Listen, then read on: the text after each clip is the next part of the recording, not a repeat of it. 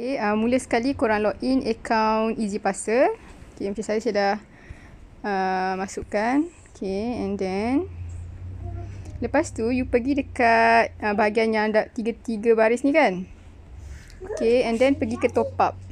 Okay, klik kat top up. Macam ni saya dah ada account ni, dah ada RM25. Kalau you nak top up, you just klik top up. And then you pilih paling murah pun you pilih RM50. Sebab kalau RM20 rate dia tak murah. Okay, macam ni rate dia. So kalau RM50 you murah. Sampai 5 kilo you dapat RM6.50. Okay, and then you pilih yang ni, get it now. And then you pilih lah nak bayar pakai apa. Biasa saya pakai online banking lah. Pilih Stripe. And then continue. Lepas tu pilih lah nak bank apa. Okay, kalau bank to you ke submit payment. Lepas tu nanti you akan terus pergi ke sini lah. And then you masukkan details semua dan bayar lah. Okay, bila dah top up. Okay, saya tak nak top up. Okay, contoh saya nak pergi post kan. Okay, and then saya pergi dekat send parcel. Saya pilih single parcel. And then saya masukkan passcode saya lah daripada Skudai. And then saya nak post ke contohlah 3kg ke Maman. Mungkin JNT ni dia tak macam post laju lah. Dia tak murah macam tu. Macam ni JNT okey, RM6.49. 3 kilo masih murah lah.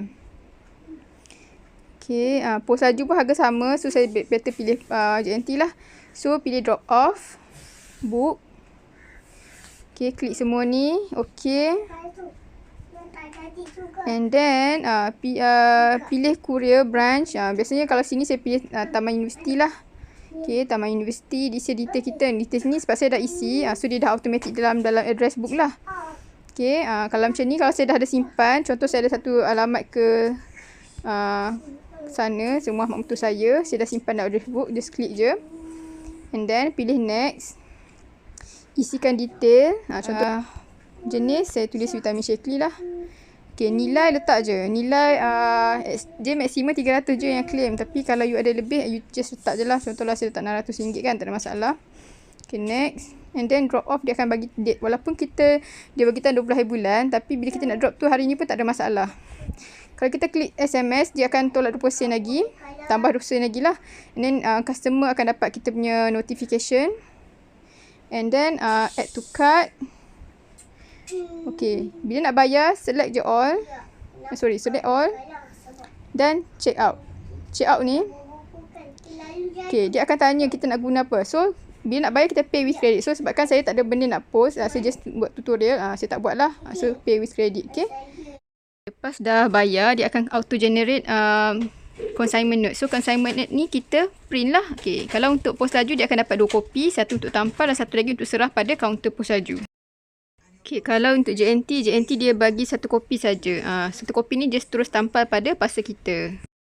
Okay, lepas dah tampal pada parcel, just drop off barang ni pada courier yang kita pilih tadi lah. JNT lah. Kita boleh check parcel status. Okay, ni kita boleh check lah yang sebelum ni. Apa status sebelum ni. So, kita boleh check lah sama ada dia dah sampai ke belum kan. Macam contohnya ni, dia dah bagi tahu successfully delivered. Okay. Boleh semak balik lah sama ada kita nak tengok kan. Dia akan bagi tahu lah dah sampai semua kan. Okay, itulah bestnya guna Easy Parcel. So kat sini detail dia lah. Alright, itu saja.